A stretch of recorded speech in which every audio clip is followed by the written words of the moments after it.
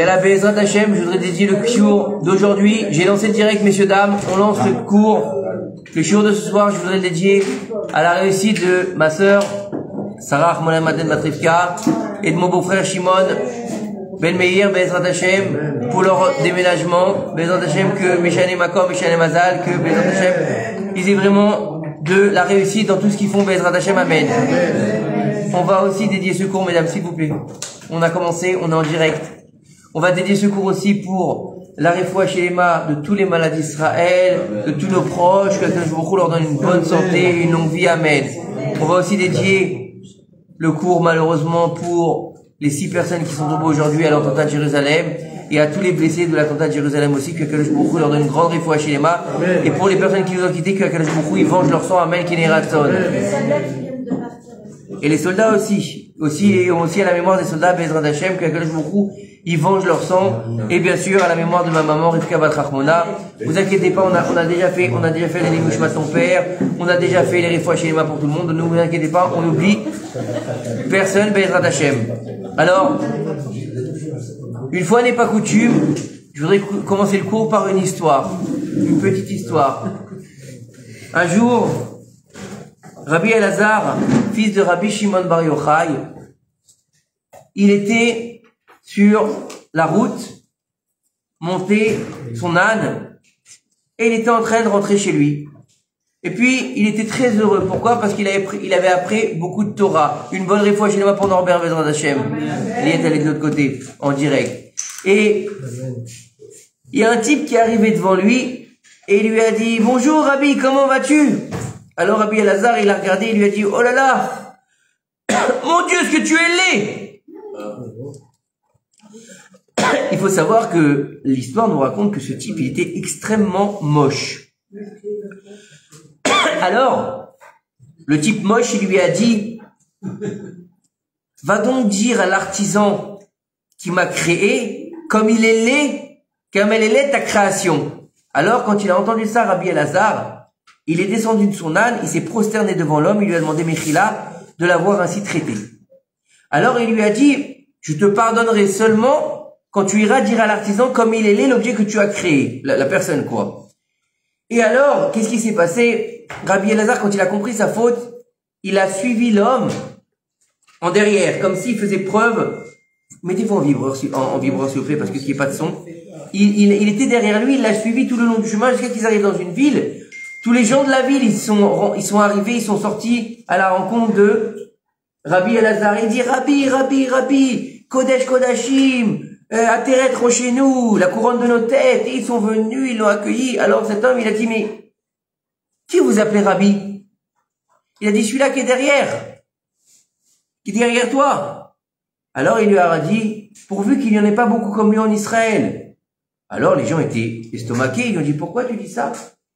Il a dit, il aura commencé à raconter l'histoire. Je lui ai dit juste bonjour. Il m'a regardé, il m'a dit, Gamshuma, comment tu es moche?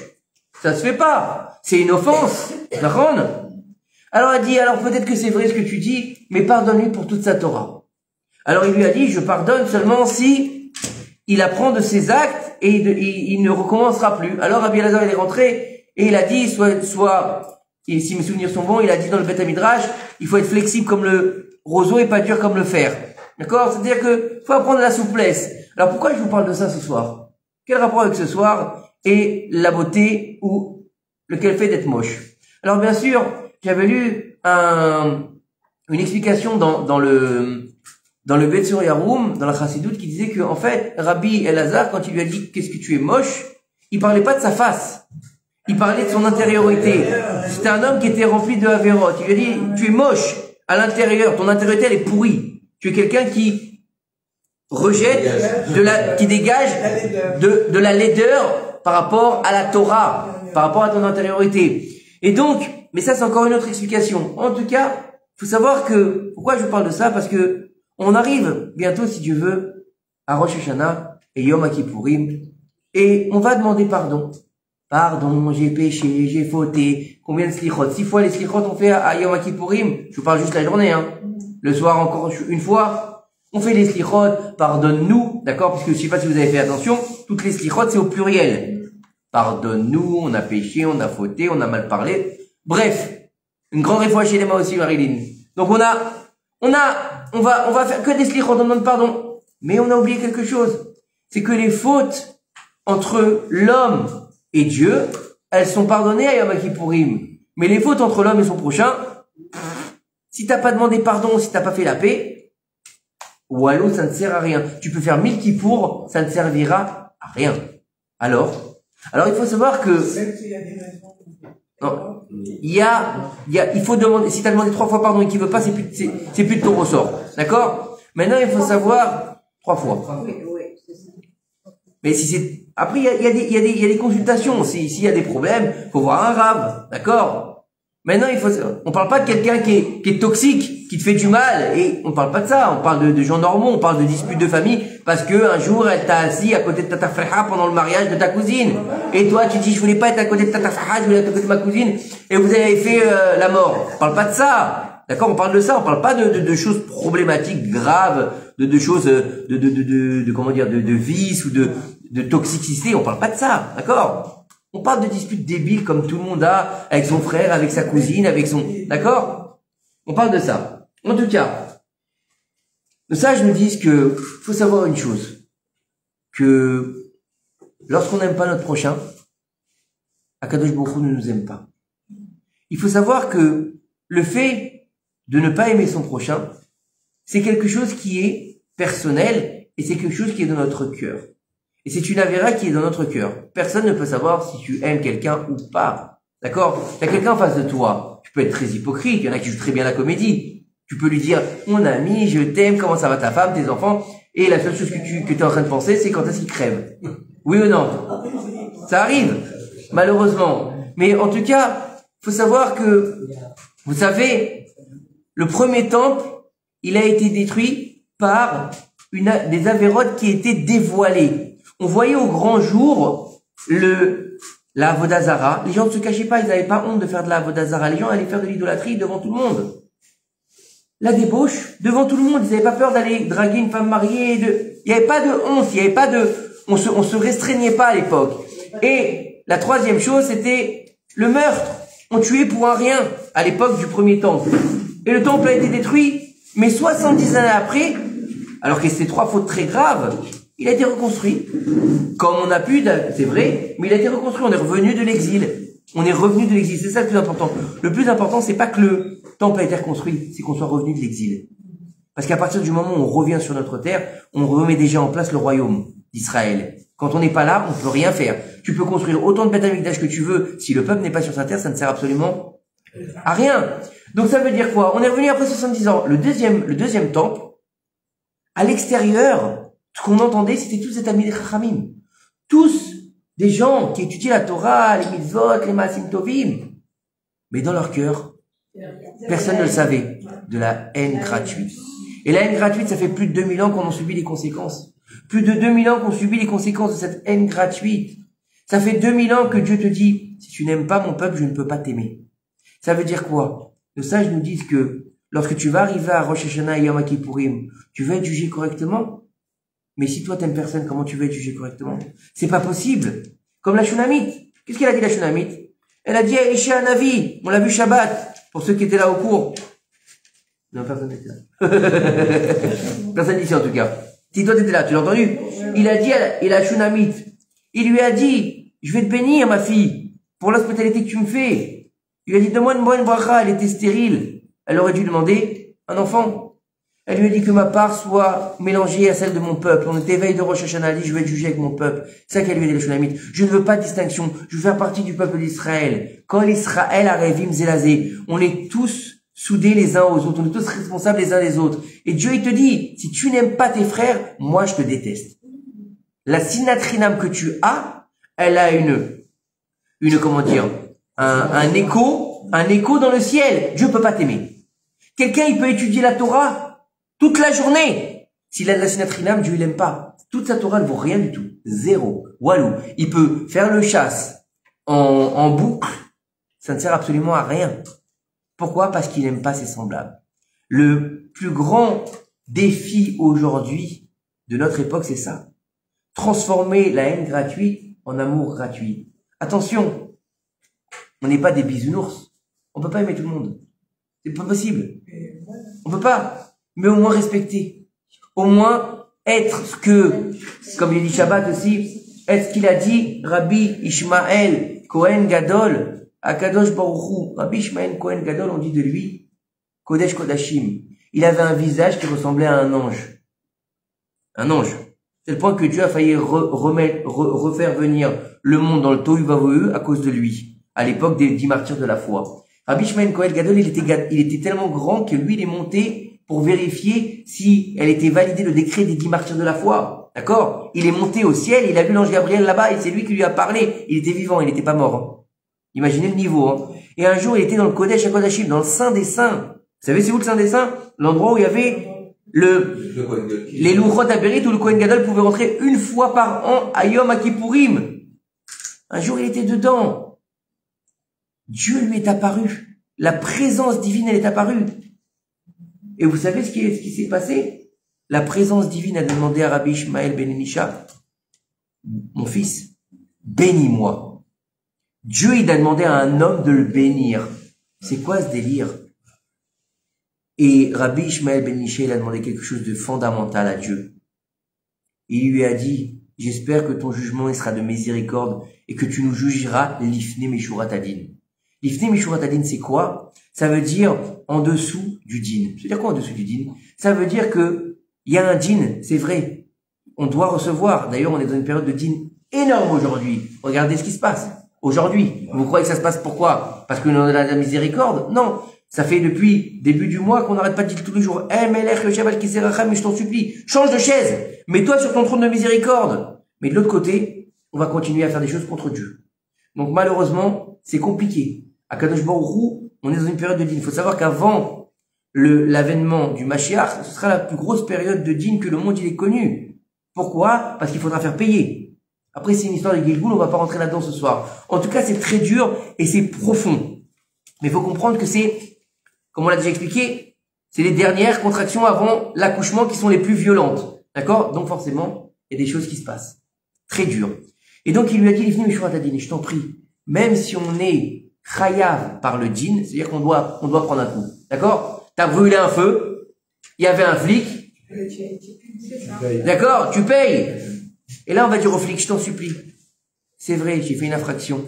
Mais c'est la première. Sois gentil. Mets-moi un avertissement. L'ifni Meshurat Adin. Vous avez compris? Est-ce que je dois prendre 7 points, 8 points, plus une amende? Oui. Est-ce qu'il va aller l'ifni Adin? Si c'est le din, je vais prendre mon amende et je vais prendre mes points. L'ifni Meshurat Adin, il me dit, bon, je vous donne un avertissement, allez-y. Vous avez compris? C'est ça l'ifni Meshurat Adin. Malgré que tu sois pris en flagrant délit, il va apaiser le din. Et c'est ce qu'il a demandé Rabbi Ishmael ben Elisha. Mais pour ça, on a besoin de quoi?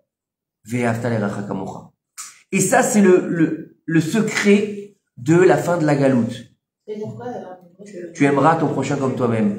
Passer de la sinatrinam à la avatrinam. Encore une fois, je dis, on peut pas aimer tout le monde. Ça veut dire qu'on doit le respecter. On veut pas son mal, c'est ça. Hein? Tu es un rave venu au bureau pour parler aussi de ce que tu en train de parler là. Et il a sorti qu'on peut pas aimer son prochain si on s'aime pas. Ah, ça c'est vrai. Ça c'est vrai. Mais parce que déjà, aimer son prochain comme soi-même, déjà c'est nous, notre prochain. Donc faut qu'on s'aime déjà. Notre soi-même. Tu peux pas. Après. Ça sert à rien que je fasse ce qu'il pour parce que concrètement, comme je m'aime pas, alors ça sert à rien que je fasse ce qu'il pour, je peux pas pardonner. N'importe quoi. Laisse béton, c'est n'importe quoi.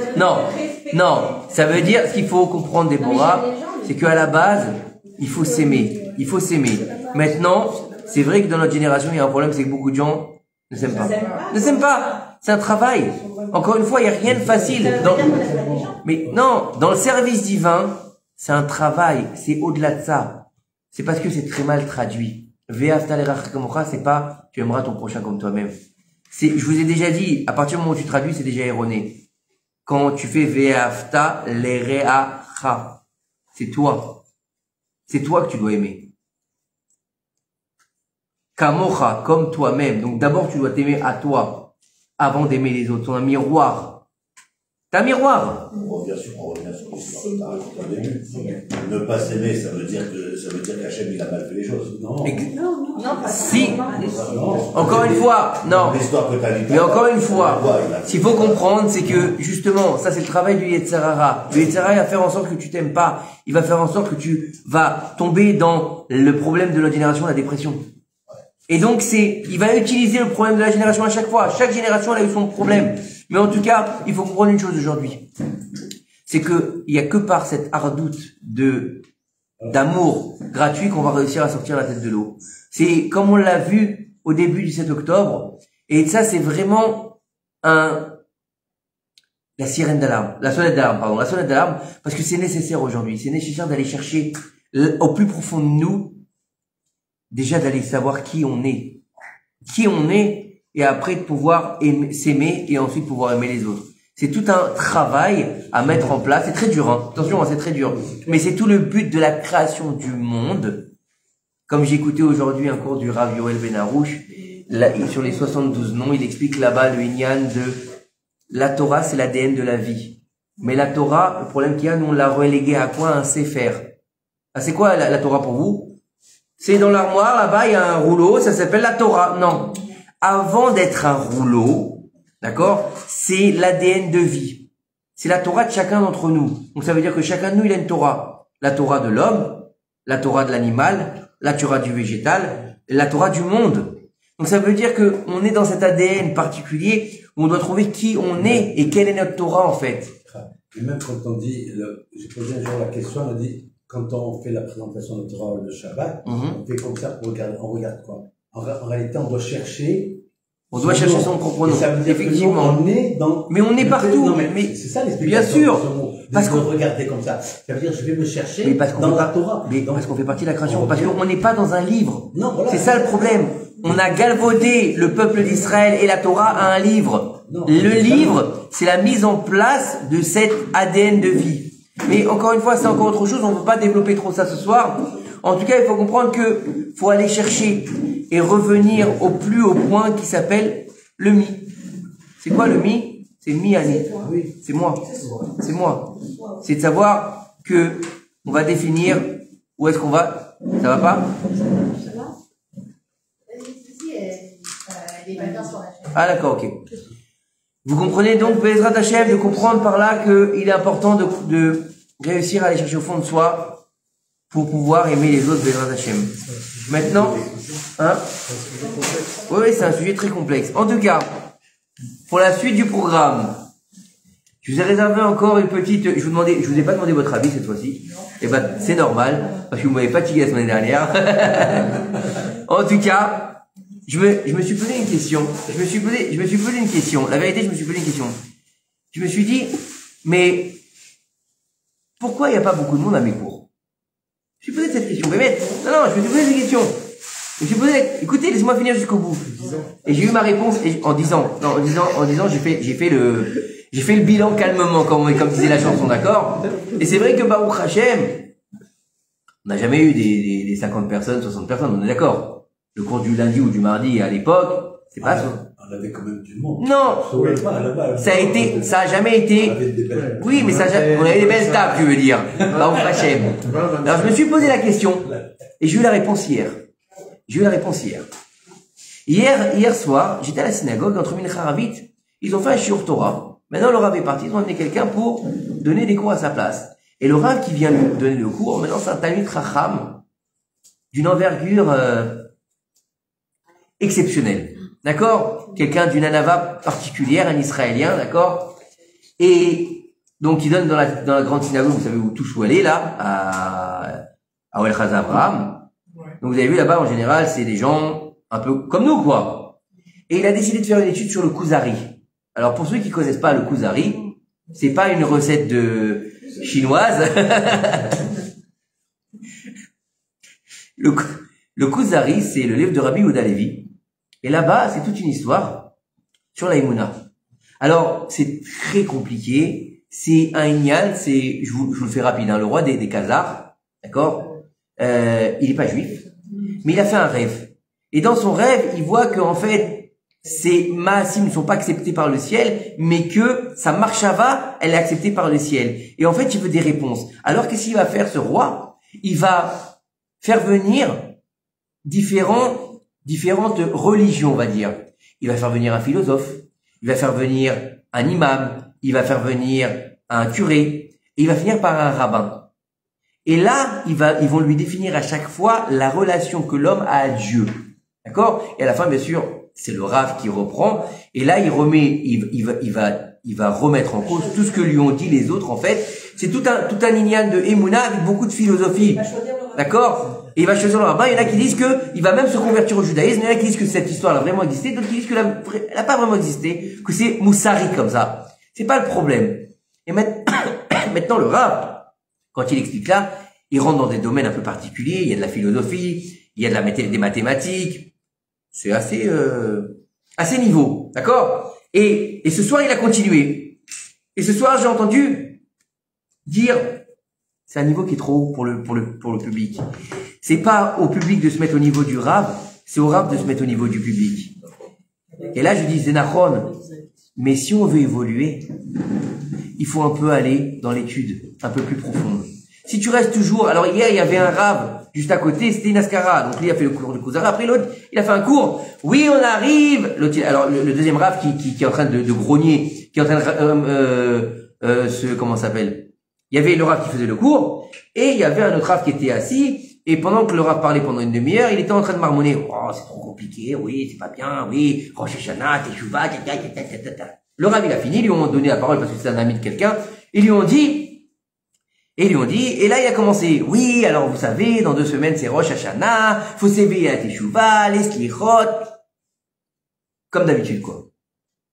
Et là j'ai compris que, en fait, pourquoi il n'y a pas beaucoup de monde? Parce que c'est vrai que les sujets qu'on étudie, surtout ces derniers temps, c'est pas des sujets que tout le monde étudie. C'est des sujets c'est pas des sujets qui vont te laisser tranquille. C'est-à-dire que, Baruch Hashem, j'ai beaucoup de messages en dehors du cours qui me disent, ça m'a fait réfléchir.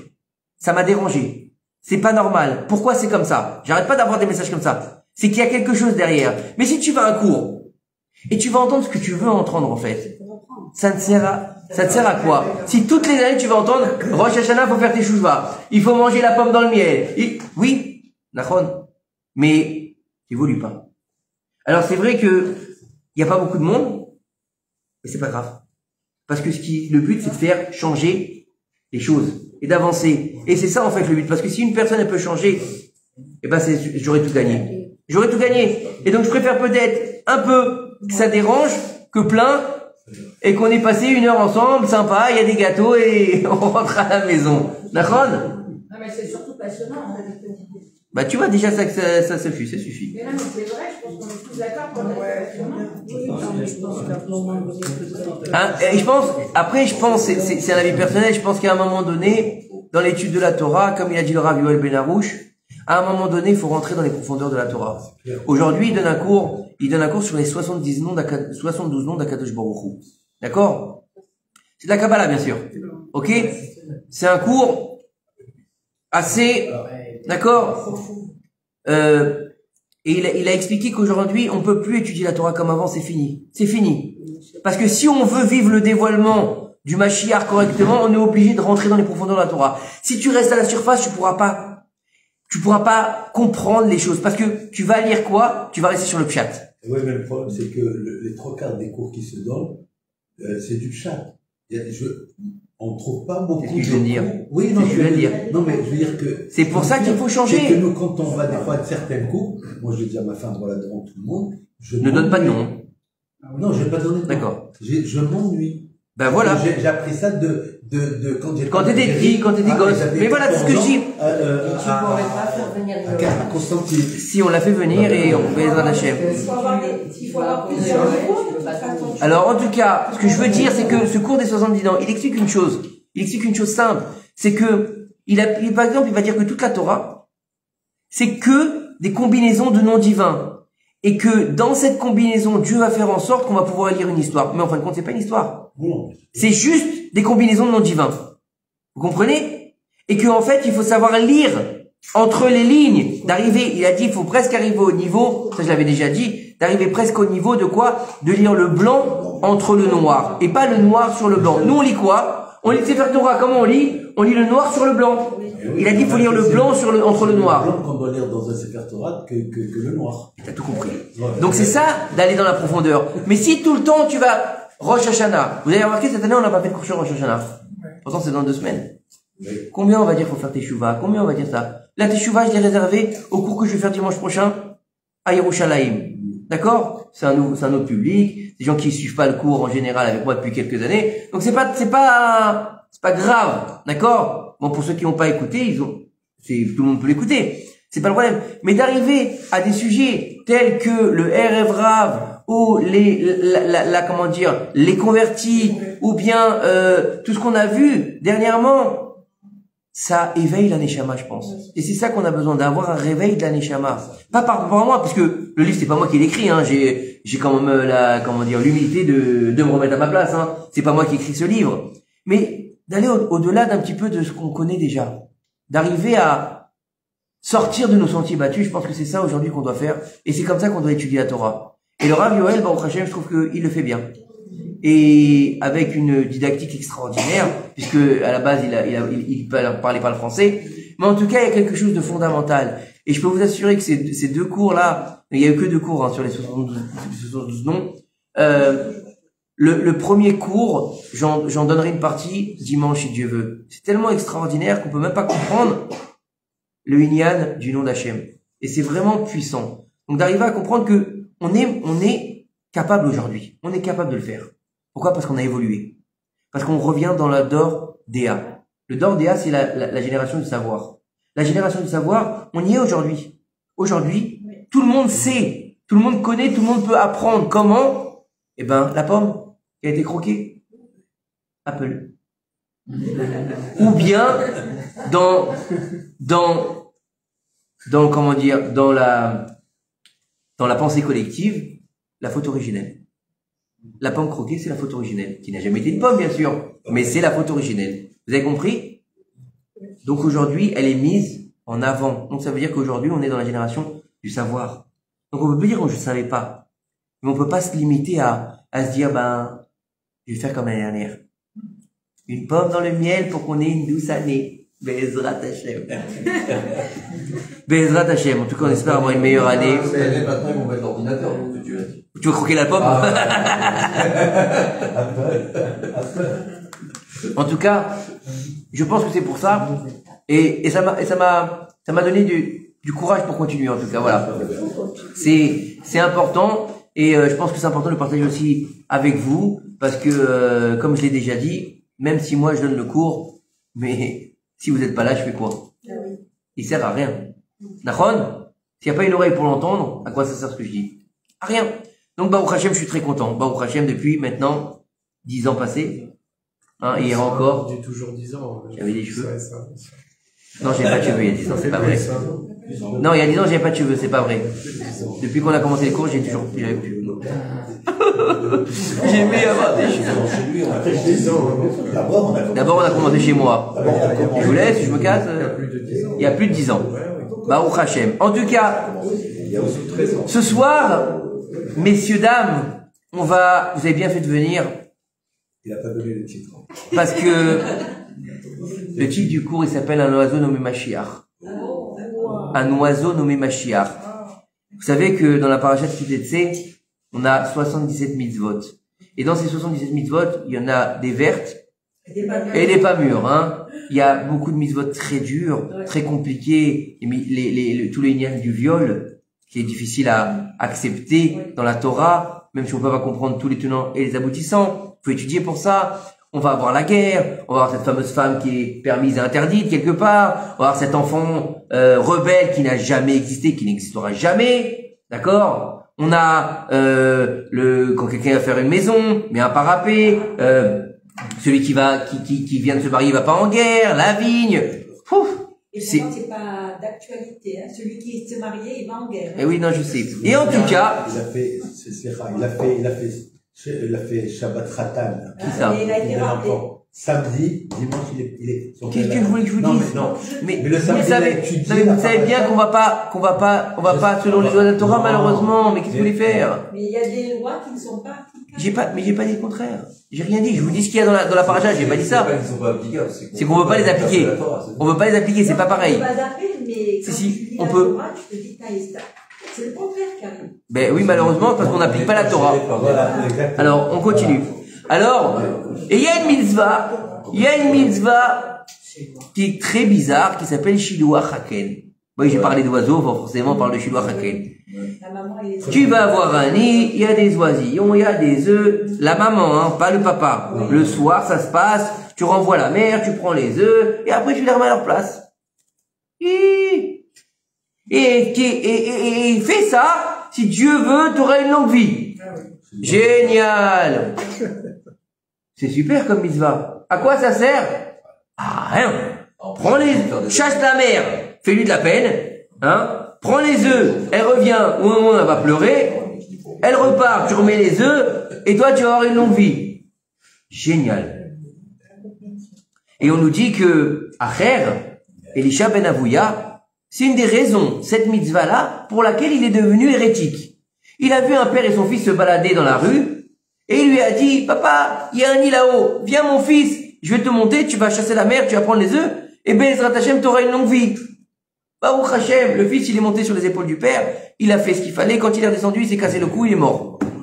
Il a dit, c'est ça sa Torah, c'est ça son Sarah, je veux plus de cette Torah. C'est quoi cette histoire de fou? Non, c'est vrai, c'est quoi cette histoire de fou? Alors écoutez, on va rentrer dans ce mamar qui est fabuleux. Il nous dit ici que c'est une des mitzvot les plus mystérieuses de la Torah. D'accord? Et bien sûr, de l'expliquer comme ça, bah voilà, vous êtes d'accord, on n'a rien compris. Donc il faut aller rentrer un petit peu dans le Inyan. D'accord? Maintenant, il nous dit ici que le Harizal, il nous dit que l'homme, il a le devoir d'accomplir tous les commandements par la pensée, la parole et l'action. Pourquoi? Parce que c'est un verset de la Torah qui dit Kikarov elecha davar meod beficha ou bivavra la soto. C'est dans le Sefer de Devarim, dans la paracha de Kitavo, je crois. Kitavo, je suis pas sûr. Hein. En tout cas, c'est dans le Sefer de Devarim. Il y a marqué car la chose est proche de toi. Beficha, dans ta bouche. Donc, ou bivavra, dans ton cœur, la soto. Donc, c'est penser, parler, dibour et maasé. D'accord? Le cœur et la parole, c'est deux choses qui vont ensemble pour matérialiser la chose. Ok? Maintenant, il nous dit, on doit toujours avoir le besoin de faire une mitzvah, d'accord? Et on doit avoir un raisonnement dans chaque chose qu'on va faire. Même si, comme on l'a expliqué la semaine dernière, on est loin du raisonnement divin d'Akadosh Baruch Hu, mais on doit essayer de comprendre pourquoi on fait les mitzvot. Au moins d'essayer de toucher du doigt un peu une raison. Alors il dit que, en fait, il va dire ici que le Midrash, il nous dit que celui qui m'en pratique la mitzvah de Shiluach Haken, d'accord? C'est quoi? C'est renvoyer, écoutez bien comment il est marqué, renvoyer, tu renverras la mer. Renvoyer, tu renverras. Déjà, il y a une redondance. Comme on l'a vu avec la semaine dernière, Som Tassim Alecha Meler. Pourquoi est-ce qu'il y a encore une redondance? Comme on l'a déjà expliqué la semaine dernière, la Torah, elle est avare de mots. Alors, il te dit ici, le Midrash, il te dit que celui qui va faire cela, il rapproche la venue du Mashiach. Quel rapport? T'as renvoyé la maman, tu rapproches le Mashiach, et il nous dit ici, comme il est écrit, renvoie le bœuf et l'âne. Rabbi Tanchuma, il va nous dire quelque chose de fondamental. Il nous dit que celui qui va faire ce commandement, il rapproche l'avènement d'Eliyahu Hanavi pour déclarer le Mashiach. Pourquoi il y a marqué, voici, je vous enverrai Eliyahu Hanavi, qui viendra pour vous consoler. Eliyahu Hanavi, c'est celui qui va venir le premier, avant Mashiach. Qu'est-ce qui a marqué? Qu'est-ce qui a marqué sur Eliyahu Hanavi? Il ramènera le cœur des pères à leurs enfants. Qu'est-ce que ça veut dire? Ça veut dire que faut savoir que tout ce qu'on vit, c'est une galoute. Et que pour mettre fin à cette galoute, on va avoir besoin de personnages qui vont s'habiller dans notre monde et qui font écho à nos sphères célestes. Aujourd'hui, on sait très bien qu'on est dans l'Yesod, on l'a déjà expliqué, la 6e sphère, 6e millénaire, d'accord? On a expliqué premier millénaire, c'est Chesed, deuxième Gvura, etc., jusqu'à arriver au 6e millénaire, puisqu'on est dans le 6e millénaire, le Yesod. C'est pour ça que si vous voyez que la plus grosse difficulté aujourd'hui, comme Avera, c'est la débauche. Pourquoi? Parce que le Yesod, c'est la protection de la Brit Mila. Ok? Donc on est dans quelque chose de fondamental pour pouvoir passer dans la Malchoute. On n'y est pas totalement arrivé. Mais on est aussi en passage, puisqu'on est on a dit Yesod et Malchoute, entre Yosef et David, qui s'appelle Mashiach ben Yosef et Mashiach ben David. Donc on est en plein Mashiach ben Yosef. Donc déjà, c'est une bonne nouvelle. Non? Ah, vous êtes... Non. Bonne santé pour ton papa, Jérémy. Alors, on continue. Alors, il nous dit ici, en fait, il nous dit que, le Noam Magidim, il nous dit que chaque fois qu'il y a une délivrance, chaque fois qu'il va y avoir une délivrance, il va y avoir la maman qui va se mettre en place. La maman, c'est qui? En hébreu, comment on dit maman? Non. M. M, c'est quoi? C'est Aleph, Mem. Aleph, Mem, première Géoula. Aaron et Moshe, M. Deuxième Géoula, qu'on a encore loupé le coche malheureusement. Esther et Mordechai. Troisième Géoula est définitive. Eliaou et Mashiach. Vous avez compris? C'est la maman. Renverrai, tu renverras la M. Tu renverras la mère. Vous avez compris?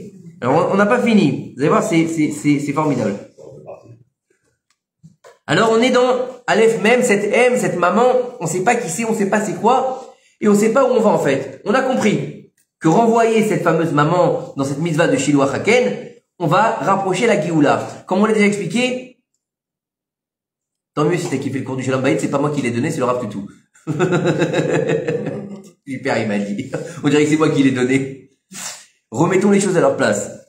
En tout cas, on sait très bien qu'il y a plusieurs niveaux de lecture dans la Torah. Donc, le texte va nous dire, renvoie la mère, d'oiseau, dans un nid, mais derrière ça, il y a des incidences qui sont beaucoup plus grandes. Alors, il nous dit en fait, pourquoi cette mitzvah, elle va rapprocher la Géoula. C'est l'air. On a dit qu'elle te donne une longue vie. Pourquoi elle te parle de Mashiach maintenant? Vous êtes avec moi derrière ou pas? Les dames. Ok? Alors, Zohar HaKadosh, il nous dit, lorsque tu vas, les peuples d'Israël, il va faire cette mitzvah de séparer la mère de ses enfants. La mère, elle va pleurer sur sa souffrance. De quoi? D'avoir perdu ses enfants. Et qu'est-ce qu'ils font les enfants, eux? Ils pleurent. Ils crient. Ils sont complètement abandonnés. D'accord? Puisqu'ils n'ont plus leur maman. Et il nous dit ici, cela va éveiller la miséricorde divine. La Shrina qui a été exilée. Et Akadosh Baruch Hu, il nous dit à ce moment-là, c'est pour moi, pour mon nom que je le fais. De quoi? De rapprocher la Géoula. Puisqu'on a dit que Dieu, lui, il est en exil depuis 2000 ans. Depuis 2000 ans. Ça veut dire quoi? Ça veut dire que on peut comprendre par là, Rabbi Shimon Bar Yochai va nous expliquer, que le Mashiach, il est où? On n'arrête pas de dire il est où le Mashiach, il est où le Mashiach? Un Déborah, il est où le Mashiach? Dans la souffrance qu'il avait. Écoutez bien. Il nous dit que la Neshama du Mashiach avant de venir, elle va être au Gan Eden. Mais où? Ça vous plaît? C'est bien ça? C'est sympa. C'est cool, hein? Moi, je trouve ça magnifique. Moi, je trouve que ça, c'est de l'or en barre. Moi, j'adore ça. Hein? Mais si c'est pour partager une Torah qui m'ennuie, je la fais pas. Franchement, je suis d'accord, je dis, donc, la halakha, elle a dit qu'il fallait pas mélanger le lait et la viande. Vous allez vous sauver. Moi aussi, d'ailleurs. Moi, je partirai avant vous. C'est beau parce que, ce que je veux dire, c'est que, vous savez, comme j'ai déjà expliqué à plusieurs reprises, moi, je viens pas d'une maison Haredi. J'ai jamais fait d'études en yeshiva. Et d'avoir cette chance de pouvoir étudier la Torah à ce niveau-là, parce que pour moi, ça, c'est pas du niveau, c'est épais, hein. Ça, c'est haut. Et d'avoir la possibilité en plus en français, ça t'ouvre des portes qui te donnent envie d'aller encore plus étudier. Et je pense que c'est ça, mitzvah, goreret, mitzvah. Plus tu étudies, plus tu as envie d'étudier. Normalement, je pense en tout cas, non? Tu es d'accord avec moi? Et je pense que c'est agréable. C'est une Torah qui est douce, comme le miel. Avant Shachan en arrive, non? Avec du miel. On demande que de l'année soit douce comme le miel. Pourvu que notre Torah soit douce comme le miel. Hein? Comme il disait, quand on envoyait, quand les gens, ils envoyaient des manuscrits à Rav Ovadia Yosef, ils disaient, votre Torah, elle est douce comme des pommes trempées dans le miel.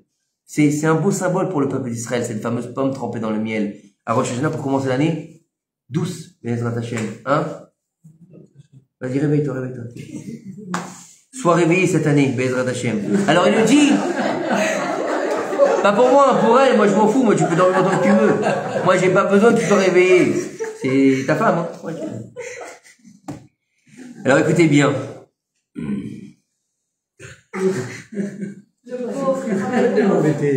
Grâce à Dieu qui travaille.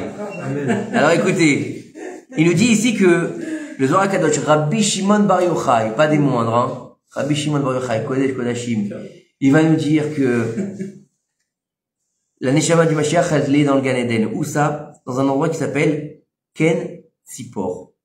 Ken Sipor, ça veut dire le nid de l'oiseau. Hein? Ah oui? Oui. Et lorsque la mitzvah, en fait, elle a accompli celle de Shiluach HaKen, où tu vas renvoyer la mère du nid avec les oiseaux, Dieu, il va avoir envie de faire sortir le Mashiach de son nid et de le dévoiler. Vous avez compris? Attendez, c'est pas fini. Ou sinon, c'est pas fini. Quoi? Qu'est-ce que j'ai dit? Non, ça va, t'inquiète pas, il n'y a pas tout le bouquin, il y a que 4 pages le mot. Ça va, j'ai fait court le début du cours. Alors, il nous dit ici que le Baal Shem Tov, il disait, quand est-ce que tu vas ouvrir la porte de la cage du nid de l'oiseau? D'accord? Afin que le Mashiach en sorte, revêtu de ses habits de vengeance. Bah, il nous dit ça, le Baal Shem Tov. Quand est-ce que le Mashiach, il nous prendra en pitié? N'oubliez pas que le Mashiach, un jour de Rosh Hashanah, il est monté, le Baal Shem Tov, un jour de Rosh Hashanah, il est monté dans le Echal du Mashiach. Il lui a dit, quand est-ce que tu vas venir? Kvodo, il lui a dit, Kvodo, quand est-ce que tu viendras? Il lui a dit, ne me donne pas une réponse, évasive comme ça, genre, je viendrai, demain. D'accord? Un jour, demain. Il lui a dit, je veux une vraie réponse. Il ne dit pas, comme t'as dit à, je sais, Rabbi Yehuda, je crois qu'il lui a dit, demain. Alors, il a attendu le lendemain. Il lui a dit, mais tu m'as menti, t'es pas venu. Et le Mashiach, il lui a dit, demain, si vous êtes méritant. Facile. Elle est belle. C'est une réponse évasive. Il lui a dit, ne me donne pas une réponse évasive comme ça, moi, ça m'intéresse pas. Donne-moi une vraie réponse. Il lui a dit comme ça, ils nous disent nos sages, chez Futsumayanot. Quand tes sources se répandront à l'extérieur. Ça veut dire quand on étudiera la chassidoute à haut niveau. C'est ce qui se passe aujourd'hui. C'est-à-dire le razin des razines, c'est-à-dire la Torah du secret. C'est pour ça qu'aujourd'hui, la Kabbalah et la chassidoute, c'est ce qu'il faut étudier pour faire venir le Mashiach. Alors il nous dit ici, le Mashiach, il est accablé de grandes souffrances. Et aussi, les rois de la maison de David et les prophètes d'Israël, qu'est-ce qu'ils font faire quand ils voient que le Mashiach, il est en souffrance? Ils le consolent. D'accord? Ils ont envie de le défaire de ses chaînes, mais ils peuvent rien faire. Ils peuvent pas laisser sortir. C'est pas eux qui décident, c'est Akadosh Baruch Hu. D'accord? Ils ont envie. Et, bien sûr, on nous dit que même les anges, ils nous disent que, il y a marqué quand est-ce que l'ange Michaël, il se tiendra sur la montagne pour l'appeler et qu'il vienne le rédempteur de Tzion. Ça veut dire quoi? L'ange Michaël ça, Israël. Michaël, il faut savoir que l'ange Michaël, bien sûr, on parle pas d'un copain, hein, on parle pas de mon frère Michaël. D'accord? L'ange Michaël, c'est le Sar Israël, c'est le ministre du peuple d'Israël, c'est le Kohen Gadol dans le ciel. Vous savez qu'on a expliqué que ici il y a un Kohen Gadol, et que là où il y a un Kohen Gadol, ici il y a un Beth Amikdash, là où il y a un Beth Amikdash, il peut pas reconstruire Akadosh Baruch Hu son Beth Amikdash dans les mondes célestes sans que le nôtre soit reconstruit. C'est pour ça qu'il est en exil Akadosh Baruch Hu. Ok? Donc même les anges, ils ont besoin de ça pour annoncer comment dire, j'aime pas ce nom-là, la rédemption finale. Ça fait goy. La Géoula Shlema, j'aime bien. D'accord? En fait, ça veut dire que la mitzvah, écoutez bien quand même ce qu'on est en train de voir ce soir, la mitzvah du Shiluach HaKen, donc on renvoie des oiseaux, qui nous paraît une mitzvah en fait de souffrance quand même, violente. Tu vas mettre tu vas pousser la mère, elle va aller pleurer, et les oiseaux, c'est triste quand même comme histoire. Et ben cette mitzvah-là, d'accord, elle a la capacité de libérer le Mashiach qui est enfermé dans le nid de l'oiseau. Waouh! Ça veut dire que la mitzvah de Shiluach Haken a le moyen de faire venir le Mashiach et de délivrer le Ham Israël de toutes ses souffrances. Mais on devrait le faire à chaque fois pour la nuit. Non, faut que, ouais. Pas à la maison. C'est que à l'extérieur. À la maison, ça sert à rien. Et c'est que la nuit. Et tu te balades, tu vois des... Oui. Il y en a un dans le balcon, il faut pas le faire. Non, ça sert à rien. Faut que ce soit dehors. Moi aussi, j'étais persuadé que c'était aussi dans la maison. D'accord? Ça ne sert absolument à rien. Baruch Hashem. J'écoutais un cours de morale qui disait que ça doit être à l'extérieur. Ça sert absolument à rien. En tout cas, on nous dit, dans Talmud et dans le Midrash, on nous dit que le Mashiach lui-même, il est déjà venu dans le monde. Ça va derrière? Il est toujours là? Je te voyais pas, c'est pour ça. Il est déjà venu dans notre monde. Et c'est justement Rabbi Yoshua ben Levi. Voilà, Rabbi Yehuda, non, arrêtez-vous, je suis fatigué en ce moment. Donne-moi du coca, c'est très bien. Rabbi Yoshua ben Levi, il rencontra Eliyahu Navi, il lui dit, quand est-ce que tu viendras, Mashiach? Il lui a dit, tu n'as qu'à lui demander direct. Le Rabbi Yehuda ben Levi, il a rencontré Eliyahu Navi. Il lui a dit, quand est-ce qu'il va venir le Mashiach? Il lui a dit, va lui demander toi-même. Il lui a dit, ah bon? Faut que je lui demande moi-même? Il lui a dit, oui, il est au port de la ville, il est là-bas, avec les pauvres et les gens malades. Donc, qu'est-ce qu'il a fait Rabbi Yoshua ben Levi? Il a été voir le Mashiach, il lui dit, quand est-ce que notre maître, il va se dévoiler? Et il lui a dit, aujourd'hui. Et le lendemain, il n'était pas venu. Rabbi Yoshua ben Levi, ce que je viens de vous dire à l'instant, en fait. Vous voyez, j'ai pas fait attention. Il lui a dit, il lui a dit, mais le Mashiach, il m'a menti. Rabbi Yehuda ben Levi, il a été voir Eliyahu Navi, il a dit, il m'a menti alors, il m'a dit aujourd'hui. Il lui a dit, quand il t'a dit aujourd'hui, c'est la condition que le peuple, il fasse teshuva. Et en fait, ça veut dire que Mashiach, il est déjà venu sur notre terre. Ça veut dire que quoi? Ça veut dire qu'il faut savoir une chose, c'est que dans chaque génération, il y a un Mashiach qui est là. Il y a un Mashiach potentiel. Alors, il est où? Alors, en fait, il faut comprendre que... Là, dans nos générations, c'est pas le rabbin. Je sais pas. J'en sais pas. Tout le monde en parle. Eh ben, ouais, il y avait une émission comme ça. Il est mort.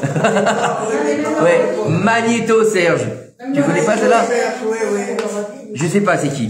En tout cas, écoutez, on va continuer. Alors, comment est-ce qu'on peut comprendre que Mashiach, il est enfermé dans un nid d'oiseau? Mashiach, c'est pas un oiseau. Mashiach, c'est un homme. Pourquoi il est dans un nid d'oiseau? Et qu'est-ce que ça veut dire qu'il est déjà venu dans notre monde? D'accord? Et, attendez, c'est un oiseau, c'est pas un homme, il est déjà venu au monde. On est en train de nous parler d'une immaculée conception là ou quoi? Mashiach, c'est quoi? Non? Hein?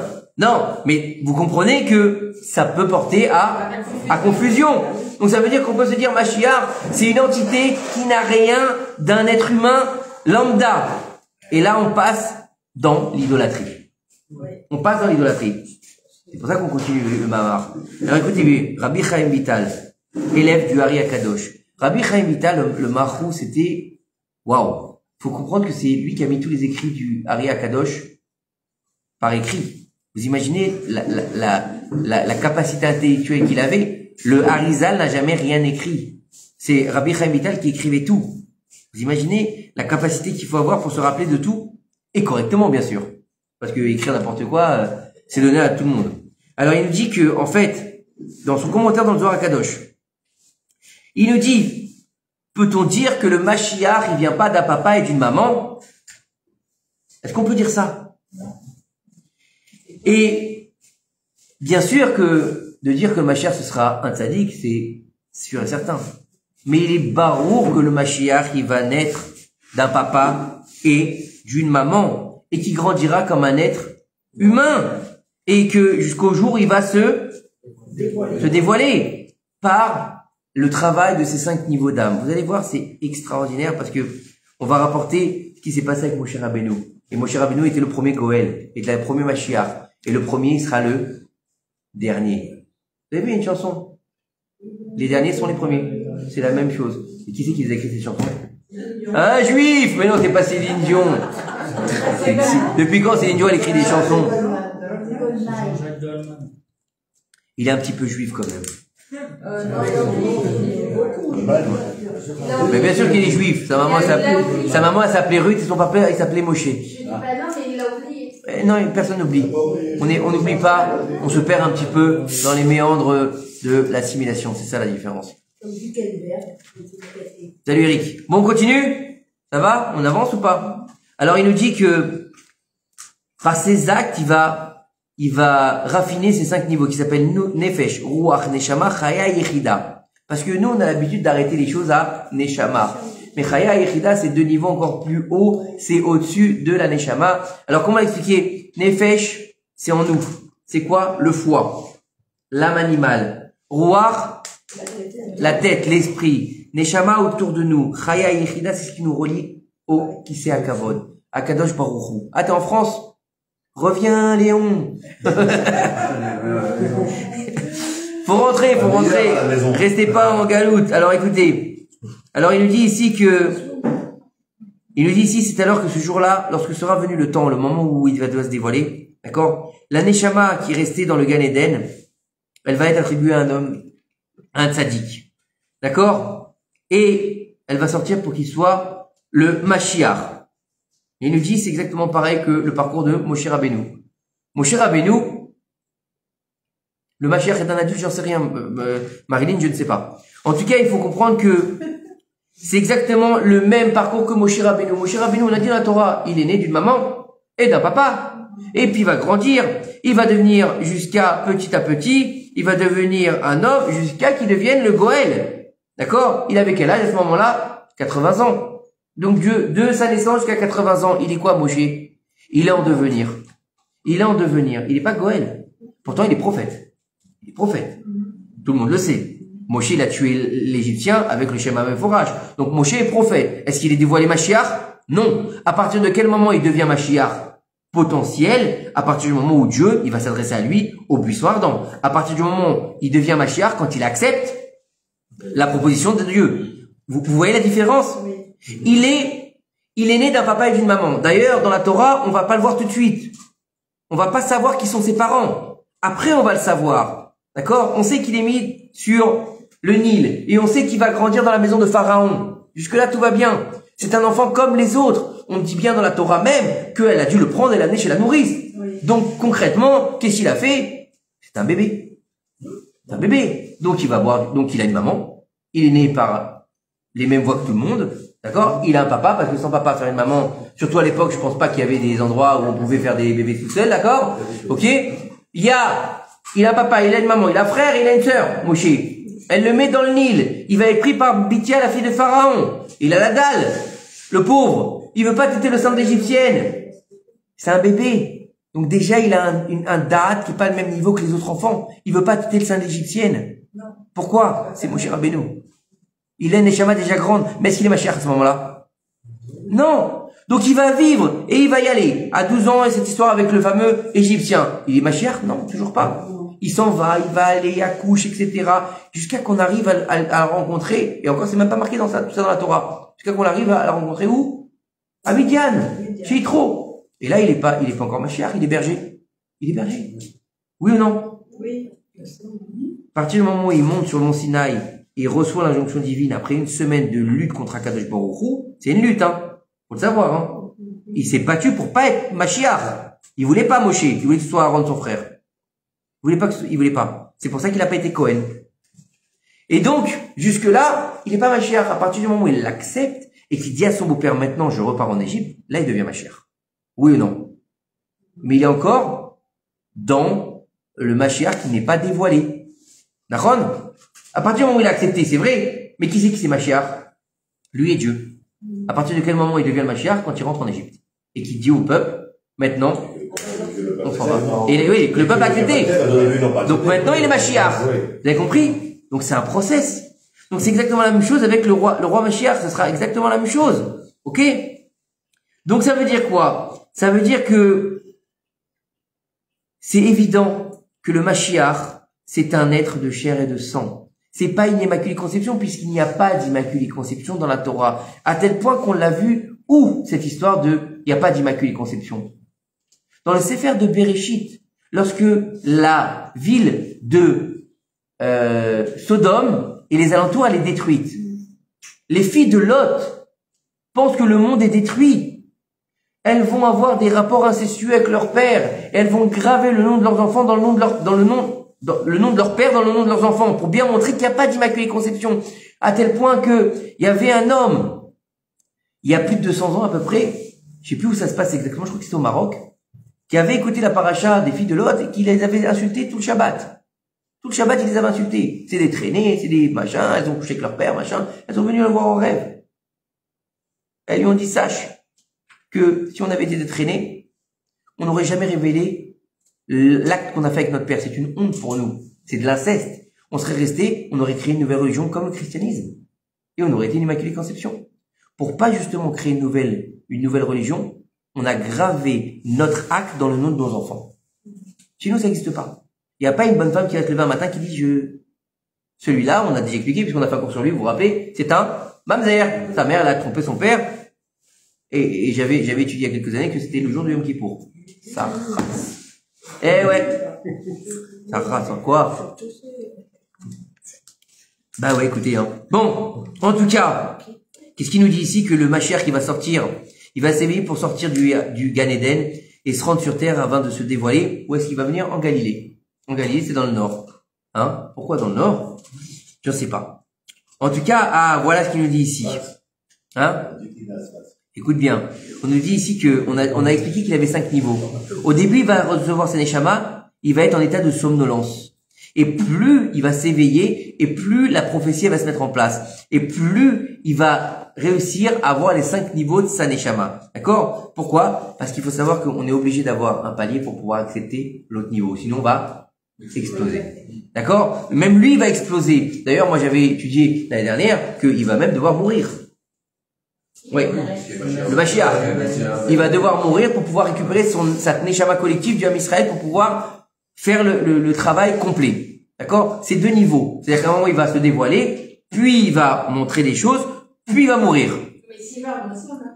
J'ai pas parlé de toi. Pourquoi tu parles de toi? Arrêtez de ramener toi à vous, hein. Pas de moi, je parle des Juifs. J'ai parlé du Mashiach, j'ai pas parlé des Juifs. Après, on va mourir. En tout cas, il nous dit, le Khatam Sofer, Zichron Livracha, il nous dit que, il faut savoir que, alors c'est ce qu'on vient de dire par rapport à Moshe Rabbeinu. D'accord? Voilà, c'est exactement ce qu'on vient de dire. Il a pas voulu accepter, il n'était pas, d'accord? Il nous dit que ce sera exactement la même chose que Moshe Rabbeinu avec le Mashiach, le dernier et l'unique qui sera le roi Mashiach. Il voudra pas. Il tiendra tête à Kadosh Baruch Hu comme Moshe Rabbeinu. Il nous dit ici, immédiatement après la destruction du temple est né un individu dont la droiture et la justice convenaient pour qu'il devienne le Mashiach. Et lorsqu'est arrivé le moment de la délivrance, Kadosh Baruch Hu se dévoile à lui et lui envoya l'âme du Mashiach, qui était cachée dans les hauteurs. Mais, en fait, comme on l'a vu, à propos de qui? Premier roi d'Israël. Premier roi d'Israël aussi, c'est un Talmid Chacham, Shaoul HaMelech. Il a été roi d'Israël, à partir du moment où il est devenu roi d'Israël, c'était plus le même, il a grandi dans sa stature. On a dit qu'il était plus haut que tous les hommes d'Israël. Ça veut dire quoi? Il faisait 2 mètres? Non. C'est-à-dire qu'au niveau de sa Kedusha, il était plus haut. C'est-à-dire qu'à partir du moment où il est devenu roi, qu'il a été oint, comme le Mashiach qui sera oint par Kadosh Baruch Hu, d'accord, un souffle de sainteté, de prophétie va le pénétrer. Ce qu'il n'avait pas avant. Donc ça veut dire que il va y avoir un palier. Le Mashiach, il peut pas tout recevoir d'un coup, parce que sinon il risque d'exploser. Ou d'imploser. Et donc de ne pas pouvoir nous délivrer. Alors c'est pour ça que, en fait, il nous dit ici que chaque génération, elle va avoir son Mashiach. Chaque génération, elle va avoir un être qui reçoit la capacité de pouvoir être Mashiach. Bah, sinon c'est trop difficile. Imaginez si c'est quelqu'un qui a déjà vécu. On va passer le coche. On a loupé, c'est fini. Alors il viendra pas. C'est pas possible. Donc chaque génération, il va y avoir quelqu'un qui va se matérialiser en capacité d'être le Mashiach. Est-ce que le Rabbi Lubavitch, il était Mashiach? C'est une question que tout le monde se pose. Hein? Oui. Oui. Est-ce qu'on a mérité? Non. C'est pas lui qui a pas voulu, c'est nous qui avons pas pu. D'accord? Mais c'est pas le seul. Vous allez voir, on va voir après un truc sur Chizkiyahu HaMelech, c'est phénoménal. D'accord? Donc il faut comprendre que ça veut dire que chaque génération, tant qu'il n'est pas apte à se dévoiler, Dieu ne va pas lui insuffler ce souffle. Comment on va pas appeler ça? Méchiriste, si on peut appeler ça. Il va pas lui insuffler puisqu'il n'est pas encore apte à faire son travail. Comme Moshe, avant de recevoir l'ordination divine pour pouvoir aller délivrer le peuple. Il n'est pas encore prêt, puisqu'on n'est pas prêt non plus. Donc ça veut dire qu'on est encore dans un shlav bien avant la délivrance finale. Maintenant, qu'est-ce qu'on en sait? Qu'est-ce que c'est? Combien de temps ça va prendre? N'oubliez pas une chose, c'est qu'il y a un mot dans la Torah qui a une portée extraordinaire et qu'on n'arrive même pas à comprendre. Il s'appelle miketz, ce mot. Miketz. Miketz. Ketz. C'est-à-dire quoi, ketz? Meketz. Ça va très vite. Ça va très vite. Ça veut dire que le mot miketz, il est sous-entendu de la rapidité. Vahi miketz shel atayim yamim. On a dit au propos de Yosef Hatzadik. Yosef Hatzadik, ça fait 2 ans qu'il est en prison. Ça fait 12 ans qu'il est en prison. D'accord? 12 ans, imaginez le truc. Le calvaire, il est dans un trou dans l'Égypte. Miyom leyom, miketz, tac. Il devient le régent de l'Égypte. Du jour au lendemain. Miketz, c'est ça. La délivrance finale, c'est miketz. C'est ça. D'un moment à l'autre. Mais avant ça, il va y avoir Chevle Mashiach. Vous avez compris? Les douleurs de l'enfantement du Mashiach. D'accord? Alors, vous êtes prêts? Lorsqu'arrivera le moment où Akadosh Baruch Hu, il va décider d'envoyer le Mashiach, il va se dévoiler à lui comme à Moshe Rabbeinu dans le buisson ardent. Comment? Il y a différents moyens pour Akadosh Baruch Hu de se dévoiler à un tzaddik. On est d'accord, ok? Il n'y a pas besoin d'être comme dans le film, d'accord, dans le buisson, ou le petit enfant qui crie dans... Vous l'avez vu cet extrait? Oui, on l'a vu. J'avais envie de casser le truc, moi, quand j'ai vu ça. Un petit enfant qui crie n'importe quoi. Moi, j'aime bien l'histoire. Non, moi, j'aime bien Cécile. Moi, j'aime bien Cécile B2000 avec le buisson qui brûle pas, là. Le super effet spécial pourri, là. Moi, c'est ça que je préfère. Avec l'enfant, c'est pas bien. On continue? Non, c'est naze, ça. Alors, écoutez bien. Donc, il va se dévoiler à Mashiach, qui est Moshe, dans un buisson ardent. Comment il sera son buisson ardent? J'en sais rien. En tout cas, il y a toujours ce ignan de feu et d'épines. D'accord? Et de fée et d'eau aussi, et d'eau, qui se consume pas, puisque là-bas, il y a marqué, parce que c'est vrai que pour la plupart des gens, le buisson ardent, c'est quoi? Un buisson avec des épines et du feu. Et beaucoup de gens ne savent pas qu'il y avait aussi une rivière à côté, comme une source d'eau autour du buisson, et qui n'éteignait pas le buisson. Il y a plusieurs niveaux à ce niveau-là. Il y a tous les éléments qui ont besoin d'être là. Le feu, la terre, l'air et l'eau. Il y a tout. Bravo. C'est-à-dire que, si vous voulez, c'est ça le problème, c'est qu'on a tellement été formaté toutes ces années à qu'on dit toujours la même chose. Et c'est ça, de voir ces choses-là, waouh. Et qu'on voit même pas ce qui est flagrant, en fait. Ouais, c'est ça. Et puis c'est pas ça, c'est que, on va te dire ça, c'est pas vrai. Non, c'est pas vrai, moi j'ai toujours appris comme ça. Oui, à un moment donné, peut-être tu changes. Dans le film, ils ont oublié le ruisseau. Dans le film, ils ont oublié le ruisseau. Mais c'est pas grave, on lui donne du crédit parce que c'était en 1960, je crois. 69 ou 60, je sais plus. Je sais pas, ça fait longtemps. En tout cas, écoutez bien. Akadosh Baruch Hu l'enverra vers Israël ou vers un roi comme Pharaon. Écoutez, dans le but d'affranchir le peuple d'Israël du joug des nations. D'affranchir Israël du joug des nations. Regardez bien tout ce qui se passe aujourd'hui, c'est exactement ce qu'on est en train de vivre. D'accord? C'est Pélé ce qu'on est en train de lire, c'est un truc de malade. Alors écoutez bien, on n'a pas fini. Maintenant, quoi? C'est peut-être que le roi des nations, c'est pas aussi un petit qui est à l'ONU. Je sais pas. Écoute, je sais pas. La vérité, je sais pas. Alors écoutez. Il va avoir du... Alors donc ça revient à ce qu'on vient de dire exactement. Donc ça veut dire dans chaque génération, il y a un homme qui a le potentiel du Mashiach, mais qui ignore son destin. C'est seulement lorsque sera venu le moment qu'il pourra recevoir sa neshama, qui sera délivré du Ken Tzipor qui est au Gan Eden, il pourra recevoir, et en fait, que les justes des nations, les justes d'Israël pourront le couronner encore que roi. C'est pas simplement le Mashiach, c'est le roi Mashiach. Le roi Mashiach. Pourquoi c'est important de dire le roi? Parce que c'est une royauté. C'est-à-dire que on va recréer la royauté d'Israël, la royauté de Yehuda, puisque le Mashiach il descend de Yehuda. Et ça c'est très important parce que aujourd'hui on a perdu les tribus, on sait pas exactement qui on est tous des Yehudim qui vient du Yehuda parce qu'il a mérité par son abnégation de recevoir le fait que tout le peuple d'Israël s'appellera de son nom. mais on sait pas qui est quoi. Est-ce qu'on sait où est nos sources? Est-ce que moi je suis sûr d'être de la tribu de Yehuda? J'en sais rien. J'en sais rien. Est-ce que je suis pas sûr que David ne soit pas de la tribu de Dan? J'en sais rien. Une chose est sûre, c'est que David et moi, on n'est pas Cohen ni Lévi. Ça on est sûr. Moi, ma mère, c'est Lévi, donc Je sais pas, pourquoi on est sûr? non, c'est pas. Bah si, on est sûr. Pourquoi on est sûr? Bah on n'est pas ni Cohen ni Lévi. Moi je suis pas Cohen, excusez-moi. Même les Cohen, on sait pas c'est sûr. C'est la chienne qui va nous dire. Non. Les Cohen, on le sait. Les Kohanim, ils savent en général. Pas les vrais, les vrais, ils savent. Les vrais, ils savent. Oui. Il y a eu tellement de. Alors attends, parce qu'on raconte que pendant le second temps, ça se monnayait la virtualité. Moi, je parle des vrais, je parle des vrais. Mais ça veut dire qu'aujourd'hui, il y en a peut-être qui s'appellent Cohen. Il y a Ron. Ah non, mais ça c'est sûr, ça c'est sûr. Non, mais ça on l'a déjà dit, c'est sûr. Il y en a qui ont vendu leur Keoula qui était Cohen, peut-être. Vous avez vu, ils suivent quand même sur YouTube, hein, 1956, Cécile B 2000. Elie, 56. Eh ben, les effets spéciaux pour 1958, franchement, je tire mon chapeau. On continue? Et quand on descend de Lévi, moi, je fais ma mère Lévi. Je fais Lévi. Maintenant, tu t'es marié qu'à Israël. Et la femme, elle épouse son mari, tu deviens Israël. Nous, on dit que le peuple. Non, c'est encore autre chose aussi. Mamlechet quoi? Yossi pose une belle question. Yossi, il a posé une belle question. Il a dit, mais on dit que le peuple d'Israël, c'est une nation de prêtres. Mamlechet Kohanim.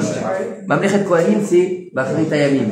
Mamlechet Kohanim Begon Kadol. J'ai dit il y a quelques cours où le Shabbat, je me souviens plus, que après l'avènement du Mashiach, le peuple d'Israël devient le Kohen des nations du monde, et les nations du monde deviennent Israël.